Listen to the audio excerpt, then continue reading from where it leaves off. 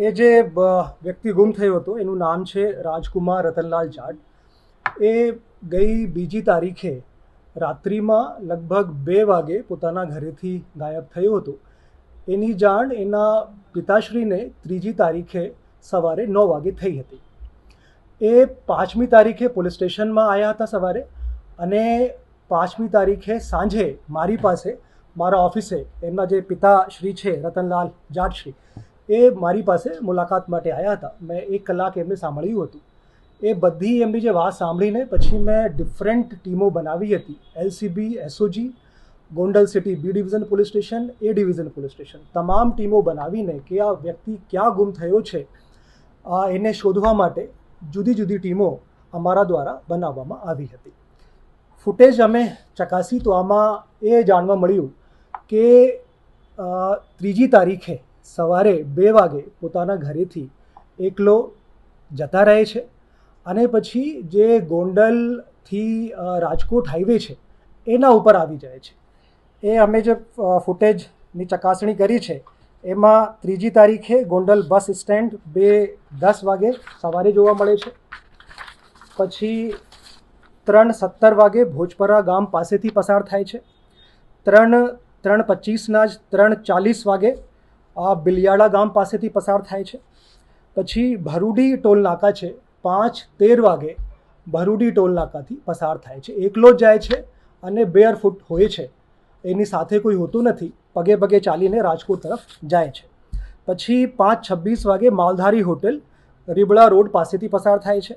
પછી 6:50 વાગે શાપર ગુજરાત ઇન્ટ્રક્સ એ કંપની છે ત્યાંથી પસાર થાય છે. અને પછી એના પછી જે છે અમે ફૂટેજ મળી છે એ બનાવના સ્થળથી જ્યાં એમની ડેડ બોડી મળી, ત્યાં રામધામ આશ્રમ છે 500 મીટર દૂર, ત્યાં 3:25 એ જે મેં અત્યાર સુધીમાં વાત કરી છે એ 3:25ના સવાર સુધીની વાત છે, 6:50 વાગ્યા સુધીની. હવે 3:25ના સાંજે 6:34 વાગે આશ્રમમાં પ્રવેશ કરે છે, જે રામધામ આશ્રમ છે. અને પછી 4 તારીખે સવારે 2 વાગે ત્યાંથી ફરી નીકળી જાય છે. અને પછી એમની ડેડ બોડી જે છે લગભગ 3 વાગે એ જે રાજકોટથી અમદાવાદ હાઈવે છે એના ઉપર મળે છે. અને પછી 108 થ્રુ એ ડેડ બોડી રાજકોટ સિવિલ હોસ્પિટલમાં હતી, ત્યાં જ રાખેલી હતી. અમે તપાસ કરતા હતા, પછી અમને ખબર પડી કે આ રીતની એક ડેડ બોડી જે છે એ રાજકોટ સિવિલ હોસ્પિટલમાં છે. તો અમારી ટીમો ત્યાં પહોંચી. એમના જે મમ્મી પપ્પા છે એમને સંપર્ક કરવામાં આવ્યા. એ નથી આવ્યા, પણ એમના બેન અને બનેવી એ બંને ત્યાં આવ્યા અને પછી ઓળખાણ કરી કે આ જે છે એ રાજકુમાર જાટ એમની આ ડેડ બોડી છે. અમે ખૂબ ડિટેલમાં તપાસ કરી છે. આજે બીજી તારીખના સાંજના બનાવ હતા. ત્રીજી તારીખે સવારે 2 વાગે ઘરેથી ગયા છે. બીજી તારીખે લગભગ 11 વાગે એમના જે પિતાશ્રી છે રતનલાલજી, એ એમના પુત્રને ફોન કરે છે. એ ફોન ગોંડલમાં જ એક મંદિરના પૂજારી ઉપાડે છે. એમને પૂછે છે કે મારા દીકરા ક્યાં છે, કે અહીંયા જ પ્રાંગણમાં છે, તમે આવી જાઓ. એ ત્યાં આવી જાય છે. ત્યાં જે મરણ જનાર છે રાજકુમાર જાટ, એ પોતાના પિતાને કહે છે કે તમે અહીંયા કેમ આવ્યા. પિતા પુત્રમાં થોડા ઝઘડા થાય છે, અને પછી બંને એક બાઇક ઉપર બેસીને પોતાના ઘર તરફ રવાના થાય છે.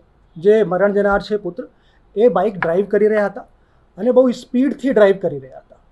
પછી ઇત્તફાકિયા એવું થાય છે કે જે ભૂતપૂર્વ એમએલએ શ્રી છે એમના ઘરની સામે એમના જે પિતા છે બાઇક ઉપરથી ઉતરી જાય છે, અને જે પુત્ર છે મરણ જનાર, એ એમએલએ શ્રીના ઘરમાં સીધા જ ઘૂસી જાય છે કોઈને પૂછ્યા વગર.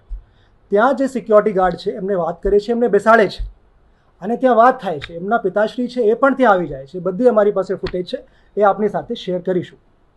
અને પછી ત્યાં જે છે એકબીજા સાથે સંવાદ થાય છે, અને પછી ત્યાં બોલાચાલી થાય છે. એમને ત્યાંથી ઉઠવા માટે કહેવામાં આવે છે, ઉઠતા નથી. પછી એને ઉઠાવીને બહાર કરવામાં આવે છે. આટલી બોલાચાલી, આટલી જ માથાકૂટ ત્યાં થઈ છે. એના સિવાય એમએલએ શ્રીના જે ભૂતપૂર્વ એમએલએ શ્રી છે એમના ઘરમાં બીજી કોઈ બાબત ધ્યાન ઉપર આવેલ નથી. અત્યાર સુધીમાં મેં જેટલા સીસીટીવી ત્યાં ચેક કર્યા છે, ત્યાં ફક્ત પોતે સામેથી આવે છે અને ઘૂસી જાય છે અંદર. કોઈ એમને પકડીને અંદર બોલાવતા પણ નથી, બહારથી કોઈ અવાજ પણ નથી મારતા કે તમે અંદર આવી જાઓ. પોતે જ આવે છે અને પોતે જ ગેટની અંદર ઘૂસવાનો પ્રયાસ કરે છે. અને પછી જે ઘર છે ત્યાં એમના જે સિક્યોરિટી ગાર્ડ છે એમને ચેર પણ આપે છે, ત્યાં બેસી જાય છે, એમના પપ્પા આવી જાય છે અને ત્યાં બોલાચાલી થાય છે. એટલું જ અમને અત્યાર સુધીમાં જે મેં કીધું કે માથાકૂટ બોલાચાલી ત્યાં અંદર થઈ હતી, જે વિડીયો ફૂટેજથી સ્પષ્ટ દેખાય છે. ઘરમાં તમને ખબર છે એકબીજા સાથે થોડા અનબનાવ હોય છે. પિતા પુત્રમાં ટેન્શન રહેતી હતી. જે પુત્ર છે એ ભણતા પણ હતા અને પોતાના જીવન ફ્રીલી જી શકતો નથી એવા આક્ષેપ પોતાના પિતા ઉપર હતા. જ્યારે બંને ત્યાંથી ભૂતપૂર્વ એમએલએ શ્રીના ઘરેથી જાય છે પોતાના ઘર તરફ, ત્યાં ઘરની સામે પણ પિતા પુત્રમાં ઝઘડો થાય છે. એ પણ અમારી પાસે ફૂટેજ છે, એ પણ આપની સાથે શેર કરવામાં આવશે. ફૂટેજમાં સ્પષ્ટ જોવા મળે છે કે બાઇક બહુ સ્પીડથી ચલાવતા હતા. પિતા કહે છે પુત્રથી કે તમે બાઇક સ્પીડથી ના ચલાવો, અને પછી કૂદીને ઉતરી જાય છે. એમને ઇન્જરી પણ થઈ શકતી હતી. પછી પુત્ર જે છે બાઇક રોકે છે, ટર્ન લે છે, એમએલએ શ્રીના ઘરની સામે બાઇક પાર્ક કરે છે અને કોઈના કીધા વગર એમના ઘરમાં સીધા જ ઘૂસી જાય છે.